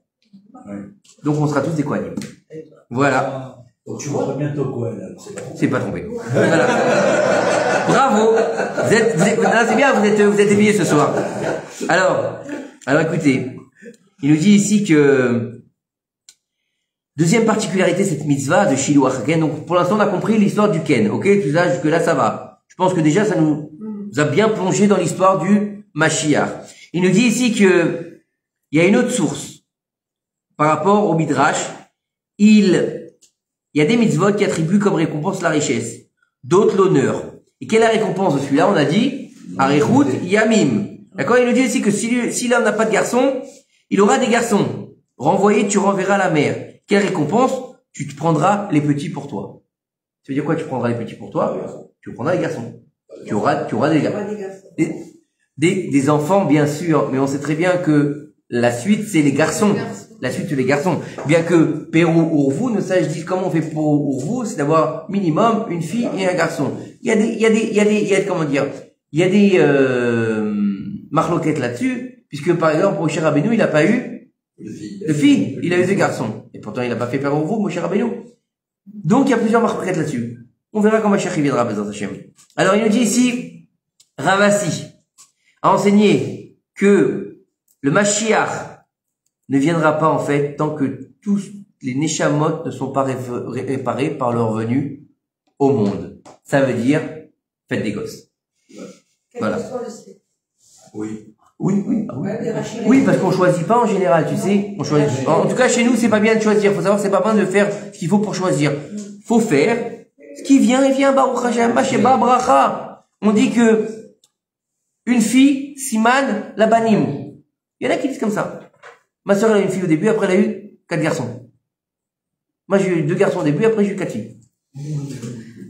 L'inverse, ça me passe. Et la dernière, je lui dis à ma femme, fais-moi un garçon. J'étais sûr que c'était un garçon. Je lui dis, je veux un garçon. C'est un garçon manqué. Que Dieu la bénisse. Non, elles sont toutes parfaites, Baruch Hashem. Alors écoutez, il nous dit la mitzvah de Shiluach Haken, elle a 2 propriétés reliées à la source. Elle rapproche la délivrance finale, et c'est une ségoula pour engendrer des garçons. Et une fois que toutes les âmes seront venues au monde, ça voudra dire, si toutes les âmes elles sont venues au monde, ça inclura quel Neshama? C'est du Mashiach. Et a fait celle du Mashiach. D'accord? Donc elle sera libérée du Gan Eden. Donc, Rabbi Nechunia Ben Akana, il nous dit ça. C'est-à-dire que si on va libérer toutes les Neshamot, et qu'il n'y a plus de Neshamot qui doit venir, donc c'est celle de Mashiach, elle aussi là, donc forcément on aura la Géoula. On est dans quelque chose mathématique. Pourtant, moi, j'aime pas ça. Hein. Alors, écoutez, maintenant, ce qu'il nous dit, le Zohar Kadosh. Maintenant, le Zohar Kadosh, il nous dit que Ken, le nid, fait référence par allusion au corps.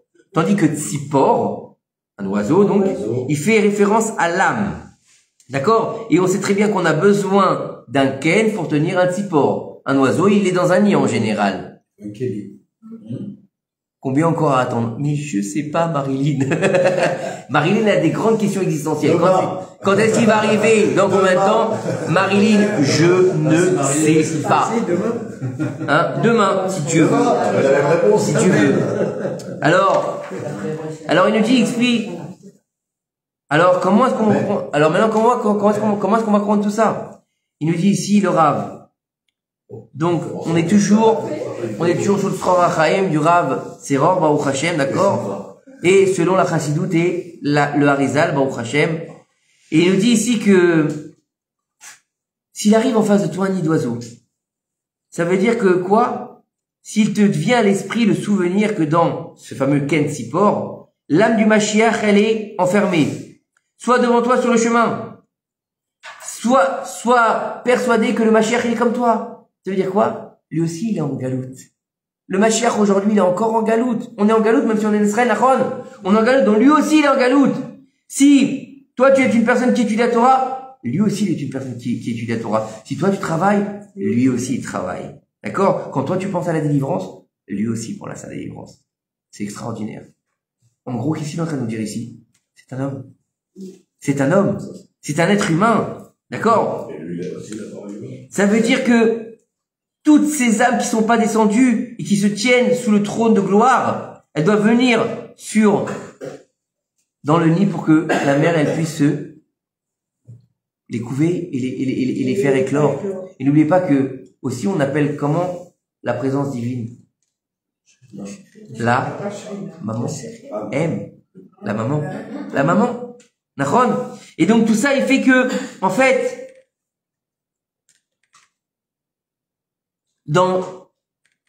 c'est un truc de fou ce qu'il dit ici, hein, je vous assure, j'ai envie de pleurer. Il nous dit ici, c'est la maman, la M, qui va venir couver ces oiseaux. Et la maman, elle s'appelle comment? La Shrina, on l'a dit. Mais la Shrina a deux niveaux. Shrina d'El Galta et Shrina d'El Kassia qu'on avait déjà expliqué, qui s'appelle, dans le commun des mortels, Rachel et Léa. Et la maman du peuple d'Israël, elle s'appelle Rachel. Mevaka al-Banea, elle pleure sur ses enfants. C'est elle qui va venir nous couver. D'accord? C'est elle qui implore la miséricorde d'Akadosh Baruch Hu pour que toutes les âmes elles puissent naître, que toutes les âmes elles puissent sortir et puis pouvoir faire venir la Géoula. C'est Rachel Imenu. Ça veut dire quoi? Ça veut dire que la réparation ne pourra pas trouver de fin car Rachel couvre les âmes qui sont pas encore arrivées. Tant que Rachel elle n'a pas ouvert les vannes, on peut pas. On a besoin de faire descendre toutes ces neshamot. Donc qu'est-ce que tu fais? Tu renvoies la mer. Laisse Rachel partir. Faut pas qu'elle couvre, faut qu'ils il puisse éclore. D'accord? Rachel, d'accord? Elle doit laisser l'âme du Mashiach un peu respirer pour pouvoir sortir. D'accord? Tu prendras les petits pour toi. Tiens, maintenant que tu as fait quitter la mer, regardez le piroute qu'il y a eu entre Rachel et Yosef. Et Rachel et Yosef, c'était son fils, son premier-né. Et elle est morte en couche par le deuxième. Le Midrash nous raconte que lorsqu'ils l'ont descendu en Égypte, par Bethléem, ils l'ont descendu, comme ça il dit le Midrash. Yosef, il s'est jeté sur la tombe de sa mère, il lui a dit, maman, je t'en prie, demande à Kadesh Baruch Hu de ne pas me faire descendre avec ces Arabes. C'était des Arabes, Nachon, Ishmaelim. C'est marqué comme ça dans la Torah ou pas? Et elle lui a dit, tu descends. Elle lui a dit, laisse, tu dois descendre pour que tu puisses remonter. C'est la délivrance. Ça veut dire que tout ça, c'est quoi? C'est le plan du divin. Ça veut dire que tout ce qu'on est en train de vivre depuis des milliers d'années, c'est le plan divin qui est en train de se mettre en place sous nos yeux. Parce que ce qu'on est en train de lire aujourd'hui là, je sais pas, moi je trouve que ça ressemble à ce qu'on est en train de vivre. Hein. En tout cas, c'est Pélé. Hein. Le Zohar Kadosh, il nous dit que le Mashiach à la fin des temps sera David Améler. Ça veut dire quoi? Il nous dit que le roi David, il a fait 150 Télim qui correspondent à la Gematria 150, qui s'appelle Ken. Kufnun, 150. Ça veut dire que maintenant, le roi David, il va pas venir, puisqu'on a dit que c'était Aleph même, Nachon, mais étant donné que l'essence du Mashiach, elle prend sa source chez David Améler, donc il a une partie du Mashiach en lui, Nachon. Donc son dévoilement à l'époque de David, c'est un dévoilement pour le Mashiach, puisque le Teilim, c'est une prophétie. Le Teilim, c'est une prophétie. Nachon, 100 kouf, 50 noun. Si tu écris Aleph, même. Aleph 1, même c'est 40. Même c'est 40. Pour une fois, c'est pas moi, pour une fois, c'est pas moi qui fais l'erreur de calcul, hein. Ça fait 41. Les numéros complémentaires. Alors écoutez bien. Maintenant, il va nous raconter quelque chose d'assez bizarre. Il nous dit que, grâce à ça, on va comprendre l'orthographe qui a écrit dans les prophètes, d'accord, quand le prophète Yeshaïa, il s'est adressé au roi Chizkiyahu Amelech. Chizkiyahu Amelech, il était roi. Yeshaïa, un avis, Isaïe, vous connaissez Isaïe, d'accord? C'était le prophète. Il a marqué les marbé à Misra ou Shalom en Ketz al Kissé David Veal Memnarto. Son rôle est d'augmenter l'autorité divine, d'assurer une paix sans fin au trône de la dynastie de David. Super, très bien. Ça veut dire qu'il va y avoir le Shalom dans le royaume de Yehuda en fait. Mais maintenant, il faut savoir que, parce que je ne vous l'ai pas montré, d'accord, mais dans les livres, les marbés, donc pour augmenter, d'accord, les marbés, c'est rajouter quelque part. Et comme on écrit les marbés, là, on va lamed, mem, resh, bet, hey, d'accord, pour ceux qui savent écrire l'hébreu. Mais là, dans le passage, il écrit le même avec un même sophite. Alors qu'un même sophite, ça se met jamais au milieu d'un verset. Ça se met jamais ni au début, ni au milieu. Ça se met toujours à la fin. Pourquoi? Le même sophite, il est fermé. Le même sophite, c'est pas un même ouvert. Le même qu'on va faire dans l'écriture, d'accord, de la moitié du début de la phrase ou du milieu, c'est un même ouvert. Mais le même sophite, il est complètement fermé. Alors, pourquoi est-ce que là, le fait d'augmenter, il a un même final? Il aurait dû écrire avec un même ouvert. Ouvert. Écoutez bien ce que rapportent les sages du Talmud. Rabbi Tanchum, il va enseigner au nom de Bar Kapara. Cette lettre, donc ce même sophite qui est pas du tout à sa place. On n'a jamais vu de même sophite. Même dans la Torah, j'ai jamais vu, de tous mes souvenirs, un même sophite mal placé. Il y a un lamed qui est immense. Il y a des nouns à l'envers. Il y a un vav qui est géant. Il y a un noun qui est géant. Il y a des petits points. Il y a des mini-lettres. D'accord? Le petit aleph. Ça, il y a, je vous assure, il y a des points sur des au-dessus de lettres, il y a. Mais un même final au milieu du mot ou au début du mot, j'en ai jamais vu. C'est très bizarre. Alors il nous dit en fait que cette lettre, elle n'est pas à sa place. Elle veut nous dire qu'à l'époque de Chizkiyahu Amelech, on parle de Chizkiyahu et Yeshaïa, Akadosh Baruch Hu avait décidé que Chizkiyahu serait le Mashiach et que Sancheriv, il a fait la guerre avec Sancheriv, vous connaissez tous l'histoire avec Sancheriv, il est parti se coucher. Il était fort, Chizkiyahu Amelech, Dieu bénisse, il était fort. L'armée de Sancheriv, elle s'est levée, j'ai déjà raconté cette histoire, elle s'est levée contre Chizkiyahu Amelech, d'accord? Il est sorti de sa chambre, il avait une terrasse, il a regardé, il a dit, oh là là, on est mal, hein. Il a dit, on est mal, là. Il y avait des millions de généraux et de soldats, hein. Comme c'est dit le Midrash, des millions, pas des milliers, des millions. Je sais plus combien de chaque généraux il y avait des milliers de généraux qui avaient des millions de soldats. Il a regardé par la fenêtre, il a dit à Kadosh Baruch Hu, moi je peux rien faire. Tout est entre tes mains, je vais dormir, fais la guerre pour moi. Le lendemain, tout le monde était mort. C'est magnifique ou pas? Vous imaginez si on avait cette émouna? Mais vous imaginez cette émouna, qu'est-ce qui se passerait à Gaza? Kadosh Baruch Hu, Y'en a marre, Gaza, frac. Elle serait peut-être détachée de... Non, elle peut pas se détacher, vous savez pourquoi? Parce qu'elle fait partie d'Israël. Elle fait partie d'Israël. Gaza, il y a une mitzvah de faire... Par contre, ils peuvent tous mourir. Oui, il y a une mitzvah, ouais, mais pas là, parce qu'après il faut les enlever, donc autre part. D'accord? Non, tsunami, ça les emporte. Voilà, très bien. Et la mère, elle a rien fait, franchement. Mais la mère, elle va les recracher, ou des fois, comme les Égyptiens, qu'est-ce qu'il y a eu le problème? Alors écoutez bien ce qu'il nous dit ici. Et à ce moment-là, la tribu de Din, il s'est levé, et il a dit à Kadosh Baruch Hu. À Kadosh Baruch Hu. Pourquoi on a parlé de David Amelech? Maintenant, pourquoi on met en écho David et Chizkiyahu? C'est un lien que j'avais déjà expliqué, je crois, il me semble, à Shabbat. Il nous dit ici, David Améler, il a fait beaucoup de louanges. Il a fait beaucoup de Hallel envers toi. Alléluia. Combien de Alléluia a fait David Améler? Il a fait combien de psaumes? Incroyable. Combien de cantiques il a fait, David Améler? Il n'a pas arrêté. Le Tehillim, c'est une ode à Hachem du début à la fin. 5 livres équivalents aux 5 Chumshei Torah. Vous saviez ça ou pas? Pourquoi il y a 5 livres de Tehillim? Parce que c'est l'équivalent des 5 Chumshei Torah. Pourquoi il y a 53 chapitres dans le Tanya à Kadosh? L'équivalent des 53 parachutes qu'il y a dans la Torah.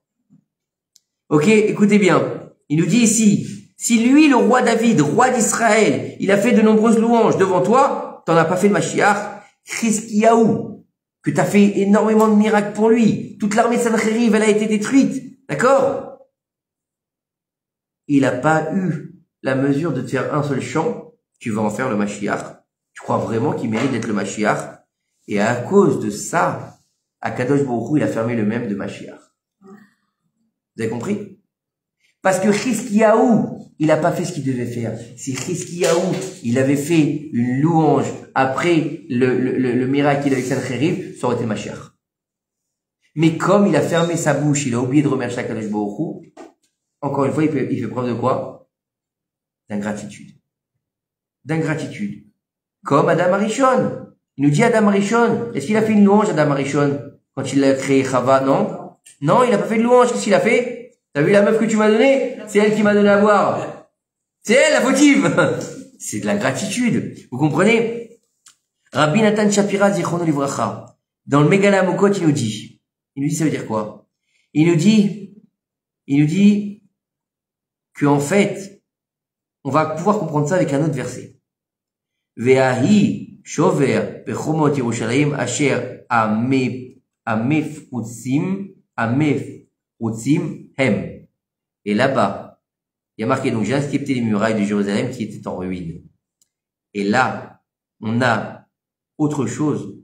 Le mot M, la lettre même à la fin, elle est ouverte. Alors qu'elle devrait être fermée. Il y a un problème. D'un côté, c'est un même sophite qui est fermé. De l'autre côté, c'est un même qui est ouvert. Ça veut dire quoi? Ça veut dire, qu'est-ce qu'il nous dit? Ça veut dire que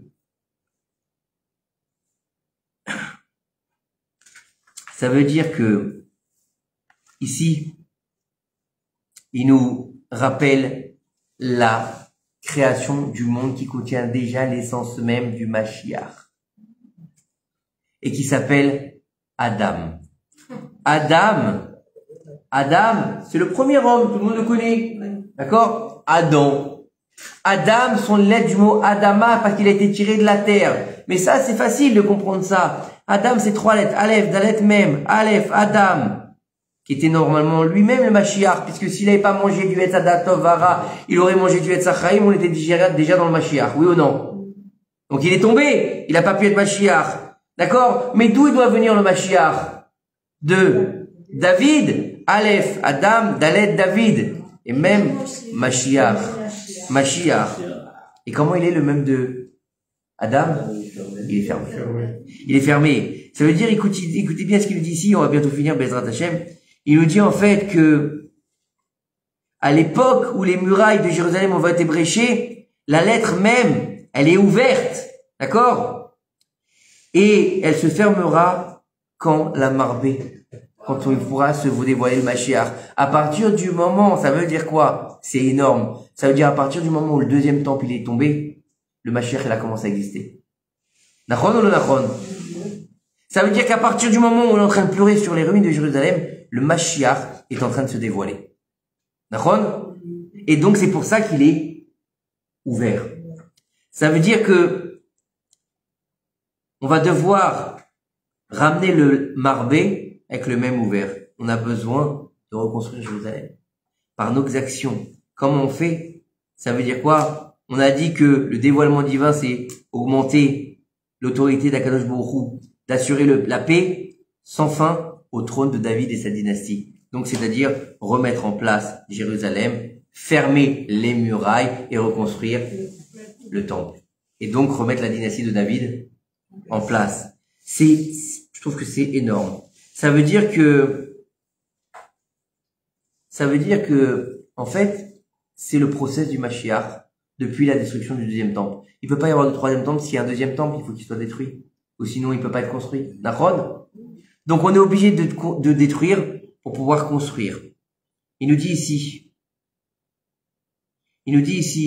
Rabbi Simlai, il nous dit, à quoi il ressemble un fœtus dans le ventre de sa mère? Il nous dit, il ressemble à un livre plié sur lui-même. Il mange ce que sa mère mange et boit ce que sa mère boit. Lorsque le moment de la naissance arrive, ce qui était fermé va s'ouvrir. Et ce qui est ouvert va fermer. D'accord? À tel point qu'on dit que la bouche de l'homme, la vraie bouche de l'homme, vous savez où elle se trouve? Le nombril. Exactement. Ça veut dire que la bouche, elle est fermée lorsque le nourrisson est encore dans le ventre de sa mère. Ce qui est ouvert, c'est le cordon ombilical et qui passe par le nombril. Et en fait, c'est exactement pareil par rapport à l'exil. On a dit que l'exil, il ressemblait à la grossesse, les douleurs de l'accouchement du Mashiach. Ça veut dire quoi? Ça veut dire le fils de David, le roi Mashiach, ne viendra pas tant que ne seront pas nés, ils ne seront pas passés par la voie de la naissance, toutes les neshamot. Ça veut dire que Ketz. Qu'est-ce qu'on a dit tout à l'heure? Miketz. D'accord? Là, j'ai pas lu jusqu'au bout. C'est-à-dire, le Ketz, c'est quoi? C'est la fin des temps. C'est la fin des temps. C'est Yaakov Avinu. Et on a aussi dit que le Mashiach, il est dans un Ken Tzipor. Ken Tzipor, initial de Ketz. Ken Tzipor, c'est les mêmes initiales que, ça veut dire que on est en train de vivre la délivrance finale pour aller chercher et ouvrir la cage aux oiseaux, hein, ouvrir la cage aux oiseaux. Bah, mais c'est un truc de malade quand même. Ça veut dire quoi? Ça veut dire que on est en train de comprendre que on a besoin de faire naître toutes ces neshamot du Ham Israël, qu'elles doivent venir grandir le nom de Dieu sur terre. Et on a bien dit des neshamot d'Israël. Ça veut dire quoi? C'est-à-dire faire en sorte que s'éloigner de l'assimilation, s'éloigner de tout ce qui peut nous éloigner de la Torah, vivre son judaïsme en tant que juif, faire un mariage Kedat Moshe Israël. Et n'oubliez pas une chose, faire créer des neshamot, on l'a expliqué il y a quelque temps, c'est pas forcément toujours en faisant des enfants. On peut créer des neshamot sans faire d'enfants. Vous vous rappelez ou pas ce qu'on avait dit avec Abraham et Sarai, qui avait pas d'enfants puisqu'il n'y avait pas de matrice. Donc ça veut dire quoi? Ça veut dire que même nous aujourd'hui, même si on arrive à un âge où on peut plus avoir d'enfants, ou bien on n'en veut plus, ou bien on peut plus. D'accord? Ouais. Possible, non? Ne me regardez pas comme ça, hein. Ne me regardez pas comme ça. C'est bon, laisse-moi tranquille. Quand je vois Mickaël c'est un peuple. Bah ouais, ça fait 10 ans que t'avais pas d'enfants. Non, franchement, je sais pas si je serai encore en mesure de faire les biberons la nuit. Je l'ai fait, hein, Dieu bénisse, mais là, non, je crois pas, non, franchement. Moi, je veux bien qu'il y ait quelqu'un qui fasse un enfant et qui me donne ça. Je veux bien. Oui, bien sûr. Sur le bon coin, ils en vendent. Non. Mais ça veut dire quoi pour finir? Ça veut dire que, Baruch Hashem, on vient d'étudier un Mahamar. Je sais pas pour vous, mais en tout cas, moi, je trouve que ça, c'est la délivrance finale. C'est exactement ce qu'on est en train de vivre. Le Ken, le Ni, ça me fait penser, vous savez à quoi? À la Teva. À la Teva. C'est-à-dire que un oisillon, il peut pas vivre autre part que dans son nid. Et comme nous, on peut pas vivre autre part que dans notre Teva. On peut pas. On est agressé par le monde.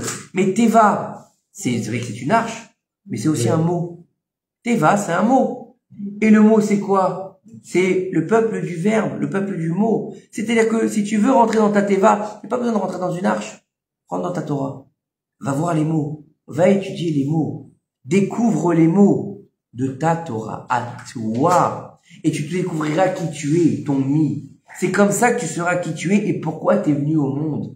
Le problème qu'il y a aujourd'hui, c'est qu'on est tellement perdu dans une génération du déluge. Maboul, hein. De ça, je nous dis, hein. La fin des temps, ce seront les Neshamot du Maboul qui reviendront. Et les Averot du Maboul referont surface. C'est bidiouk ce qu'on est en train de voir. Bidiouk ce qu'on est en train de vivre. D'accord? Donc, d'arriver à comprendre que, aujourd'hui, on a un niveau où on est capable d'aller chercher le nid du Mashiach. Le Shiloh HaKen, qui est écrit dans la Torah, en fait, c'est rien de plus qu'une allusion à la fin des temps. Donc ça veut dire que, encore une fois, c'est ce qu'on a expliqué au début du cours, on peut pas s'arrêter à étudier la Torah simplement dans le pshat. David, t'es d'accord avec moi? On peut pas s'arrêter à dire, bon, bah, écoute, tu sais quoi, je vais faire le nid, et puis je vais avoir une longue vie, je vais vivre 120 ans, génial. Bah, alors c'est que t'as rien compris. Mais Arichut Yamim, c'est quoi Arichut Yamim, si on regardait bien? C'est quoi Arichut Yamim? D'avoir une longue vie. C'est quoi? C'est un peu Mashiach. C'est ça Arichut Yamim. Puisque c'est ça la vraie vie. Puisqu'on dit toujours que ici c'est qu'un couloir, que la vraie vie c'est Olam Haba. Mais le problème qu'il y a, c'est que tout le monde traduit Olam Haba, la vie après la mort. Donc ça veut dire quand t'es mort, tu vis dans le Olam Haba. Mais non, c'est quand t'es revenu d'entre les morts. C'est ça le Olam Haba. Ça veut dire, t'as vécu, t'es mort, résurrection des morts. Olam Haba. Mais tout le monde y croit quoi? Les gens ils meurent, ils ont leur Olam Haba. Mais non. Ils ont ou Gan Eden, ou Gehinnom. Sympa s'ils ont le Gehinnom. Non, c'est bien, le Gehinnom c'est bien, je suis sûr que c'est bien le Gehinnom. Pour ça je me dis, déjà le Gehinnom c'est top. J'ai vu un truc sur Reboot FPV, j'ai cru que j'allais tomber par terre. Ouais, vaut mieux pas être dans les âmes errantes parce que ça, franchement, waouh, c'est violent. Mais en tout cas, faut comprendre que Baruch Hashem, on a la capacité d'aller chercher le Mashiach, de faire venir le Mashiach. Qui c'est le Mashiach? Je te dirais presque après ce qu'on vient d'étudier ce soir, je m'en fous.